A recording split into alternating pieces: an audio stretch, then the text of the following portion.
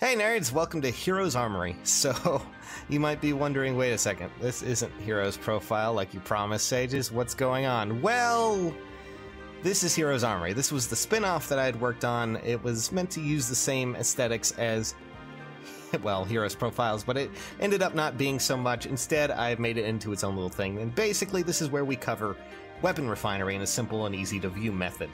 Here we're going to be discussing how to properly upgrade your weapons and what characters these benefit.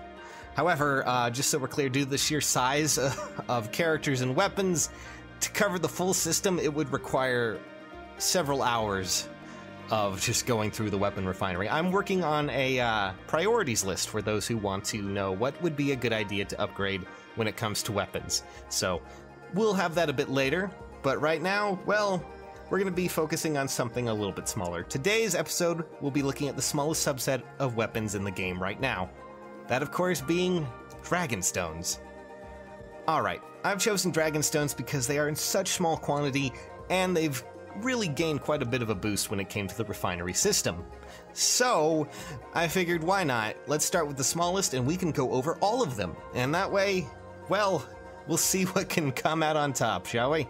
So, with Dragonstone users in the game, let's begin.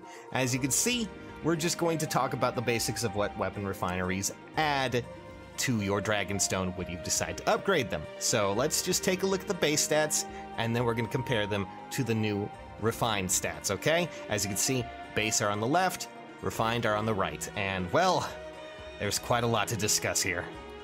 So you know how there's a huge, massive amount of other weapons in the game for any other weapon typing? Well, Dragonstones only have 4 varieties of fully upgraded. And oh boy, that's very, very small. But their augments are quite hefty. Just to give you an idea, well, you'll notice the big deal that is, well, Dragonstones when you see the new additional effect. If your target is using a ranged ability, aka staves, bows, tomes, daggers, things of that nature, the Dragon Breath attack, when refined, will now target specifically their lowest defensive stat, be it resistance or defense. This means that when a ranged attack unit is, well, either attacking you or you're attacking them, I guess, it will do phenomenal damage as long as they are squishy. Granted, there are some mages and archers out there who may have both stats pretty lined up, but for those who might not have the defense out there, they could find themselves getting a little bit obliterated by our little dragon friends. And that is a fun little experiment. And, well, outside of the additional might, stats, and additional effect that come out of Refinery, the buffs and debuffs that come from Light Breath and Dark Breath, respectively, are buffed as well. To give you an example, Dark Breath has an additional power to its attack and speed debuff, while also now affecting the target they're actually being attacked by or attacking as well. And from there, we also have Light Breath that adds in speed and attack to its buffs arsenal, which means that these two, they'll be pretty good, I think. Hopefully. So the question then becomes, what type of weapon should you prioritize when it comes to refining? And well, I just so happen to have a priority list for you here. So I'm going to pull that up real quick, and here we go. Alrighty. As you can see, well, Lightning Breath is the top spot. Now, I'm just going to point this out here. Lightning Breath was already pretty much the top spot when it came to breath weapons for your dragon units because, well, distant counter is not something to really pass up. Not only that, but now it also has the refining buff, which means it synergizes especially well with baiting those ranged units to attack your dragons. And since dragons typically are a little bit more tanky, Lightning Breath will absolutely obliterate some of those more squishy ranged units who will come after you. Not only that, but, well, it really is one of the best weapons you can get for your dragons. However, just so we're clear, after that Flame Tongue, Light Breath and Dark Breath, they're all extremely close. In fact, they would be pretty much tied, but since I had to put a priority list in there, I figured I would just give them a ranking, and you can kind of see that it's really up to you on this one. If you find a better option, feel free to try it. I mean, generally, Lightning Breath will do phenomenally well, and this way you won't have to use a passive A slot on something like Distant Counter. It's just really nice to have the built-in Distant Counter effect, and just that refining additional effect as well. Just, so good, so good. Flame Tongue has a lot of might. This, added with more additional effects, well, it can make it an even deadlier weapon. Technically, you could also put Distant Counter on a character with Flame Tongue and make a stronger Lightning Breath effect, but again, that's taking up an A passive slot. It's really up to you. In a game where, well, most people want to kill a unit in at least a turn, I really can see Flame Tongue as being a priority for some units. However, we still have not talked about Light and Dark just yet. With Light and Dark Breath, they both bring something new to the table. Especially those powerful debuffs and buffs. If you can make a team around it, it will be phenomenal. However, it really comes down to how well the meta can handle it. Do you think you're going to be able to survive a hit? Or do you think it would be better to straight go for the kill?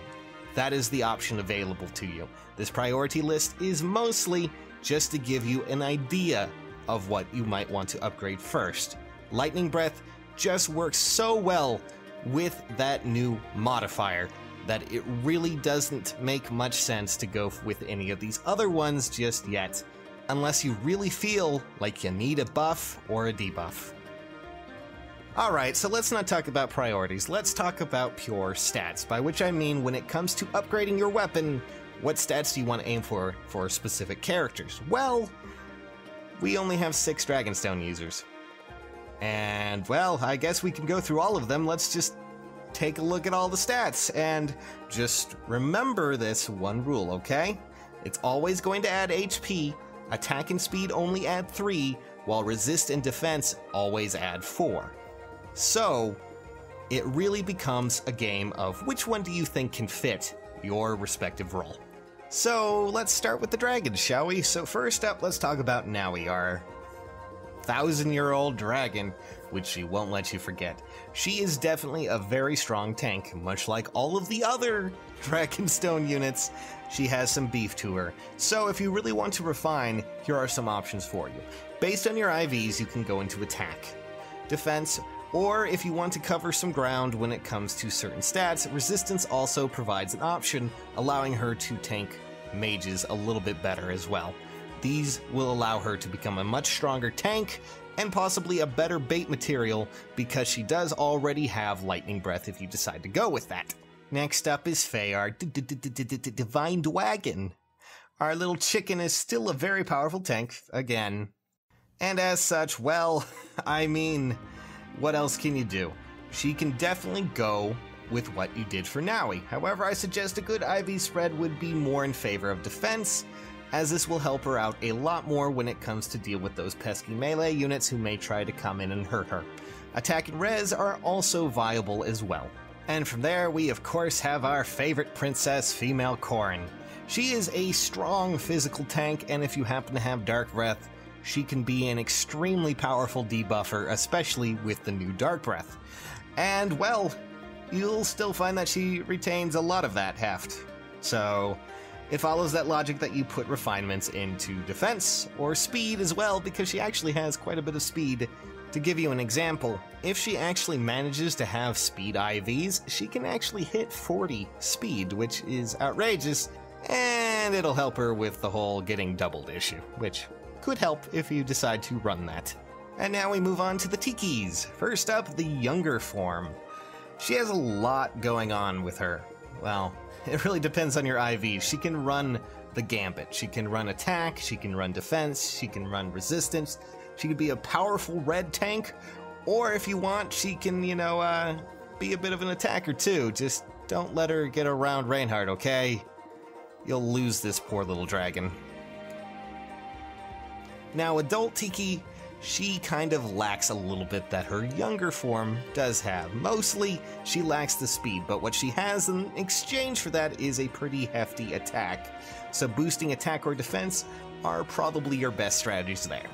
Last but not least is our little dragon dancer, Ninian. And of course, how could we forget her? So, let me just say, you don't want to go into attack with Ninian. Ninian does not have the attack to really pull it through. She's mostly there to kind of be your dancer, obviously. So, when it comes to other options for weapons, here are some suggestions for you. Depending on your IVs, you could either go into defense or resistance. If you happen to have a Bane or a Boon in any of those, consider your options. As for anything else, well, if you happen to have a Boon in speed, you could potentially do speed as well. Ninian actually has the same sort of advantage that female Corrin does, in that upping up her speed may make, other units less likely to double her, which is always a plus. And that, my friends, is the basic rundown of what stats you could put into every unit and your preferred options. Now again, I'm here to provide you a better look at the characters and which you should provide. However, I can't really tell you what to do. This is just to give you an idea of what refining has to offer for Dragonstone units. And well, as you can see here, it's quite a lot. There's a lot to do, and they really definitely gave these Dragonstone units a huge buff when it came to building on them. Oh man. Outside of that, well, that's pretty much all we have to talk about here on Heroes Armory. If you happen to have a weapon you guys would like to see, or a character you would prefer me to look at when it comes to boosting your stats, we will look at another subset of weapons when we get the chance. If you guys want to see that priority list for, the most upgraded weapons you should probably spend it on, well, I am working on that as well. Just voice your concerns and complaints and, general comments in, well, the comment section. I'd love to hear it from you guys. So what weapon next? What character next? What do you feel would be more important?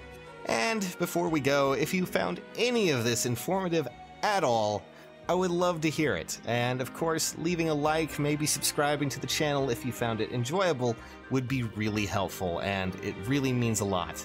And a big shout out to this month's charity, which our ad revenue will have a portion going to. That of course is Save the Frogs, to help out amphibians who are dying out in our ecosystems, that help keep certain insects away, help us with medicinal properties from their secretions, and things like that. It really matters, and it really helps. So again, check them out in the description, and thank you guys so much for watching.